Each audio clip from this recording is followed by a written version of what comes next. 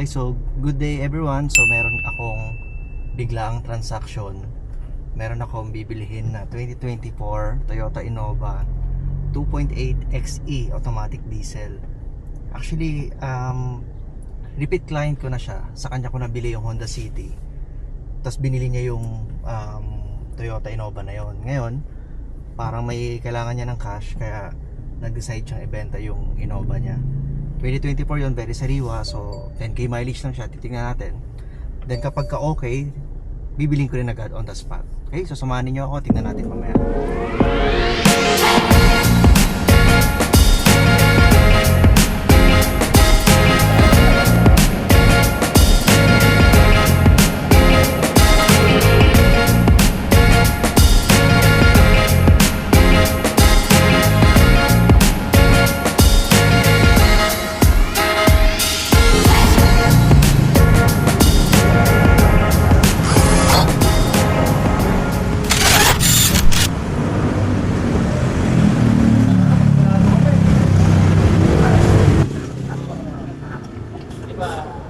Okay, so start na po natin i-upgrade check natin.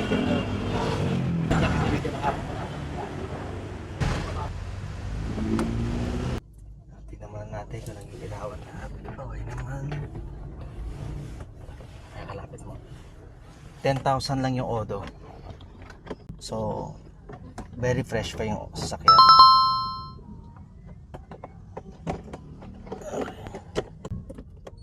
Okay, sustan natin.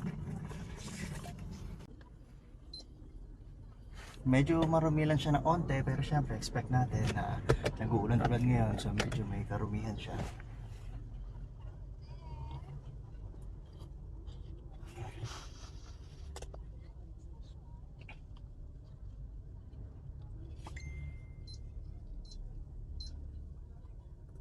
Yan, may Apple CarPlay, Android Auto na rin pala siya. Okay, so start na natin, scan na natin. Ganun talaga ang una ko laging ginagawa, ini-scan ko muna yung auto kasi gusto ko muna makita yung kondisyon ng mga module niya before ako nag-check sa labas. Yan.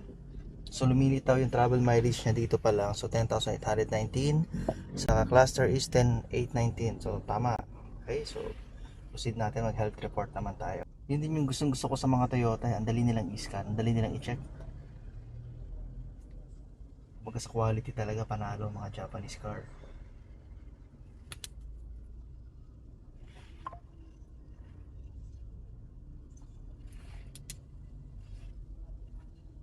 Okay, so scan naman natin.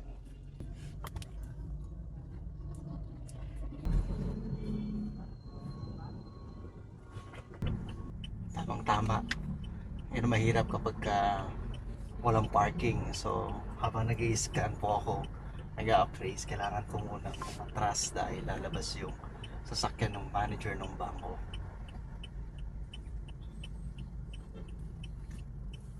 Well, very accommodating naman yung mga guards. Kaya hindi rin naman mahirap. So babalik na lang ako doon at tatapusin ko yung pag-scan ko.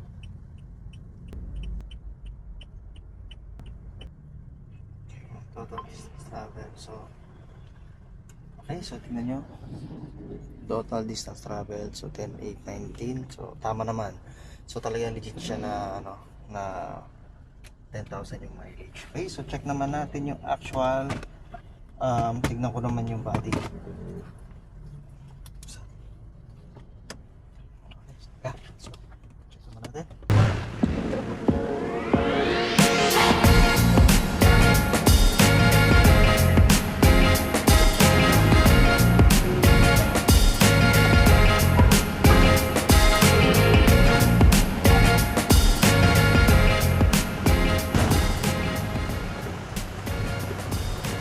Damit actually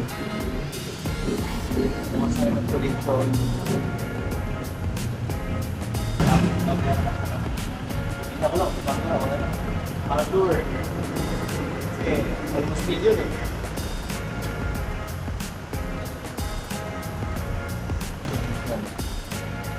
Goods.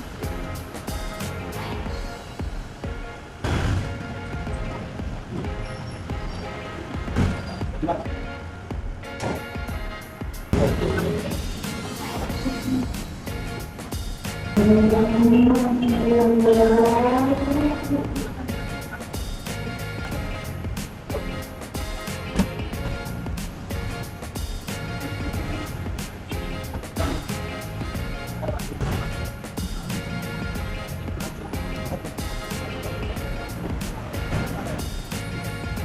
last. Patayo ka kami.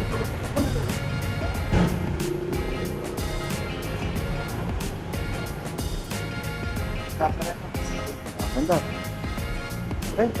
Okay na sir. Okay po. Sige na sir. Ipatayin ka lang.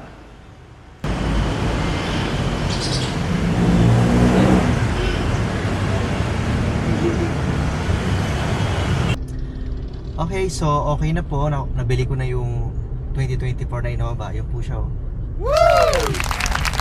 Punta kami ngayon sa showroom. Dadali namin all the way from Muntinlupa, actually San Pedro, Laguna, papunta ng Makati. So expect niyo tomorrow, posted na rin po yan sa sakyan na yan. Sa mga naghahanap po ng 2024 na Innova, XE variant po yan, 2.8 automatic diesel, 10k mileage lang po, complete Casa records. As in talagang sa casa lang talaga siya nagpapaservice. Parang nakatatlo siya kasi hindi po siya masyado nagagamit. Then yung previous owner medyo maselan talaga sa pagpapa-PMS, kaya gusto niya sa Toyota lang, Toyota Makati. Tapos kahit hindi pa kailangan ipa-PMS, pinapa-PMS na niya. Okay, so kita-kita po tayo mamaya sa showroom. Ayun, so dito kami sa Skyway, napaka-traffic. Oh no! Friday nga pala ngayon, pero time check, 4:31 PM. Para pa rin, bili pa rin ng bili. Trabaho pa rin ng trabaho kasi kailangan. So kahit anong oras, as long as pasok naman sa schedule and okay naman yung usapan, go pa rin kami. Na-appraise namin, binibili namin. Minsan nga kahit gabi. Pero syempre ingat lang, lalo na sa mga tulad ko na mga car dealer. Ingat lang po tayo, especially pagkagabi. Dapat mas maganda kausap po natin mga first owner mismo or yung direct owner. Pero pagka mga nakakatakot pag hindi sila yung kausap mo or may mga middleman, ingat lang. Kaya mas okay na sila yung mga kausap. So, mamaya nandun na kami sa showroom, then papakita ko sa inyo yung Innova na nabili ko. Okay, so see you.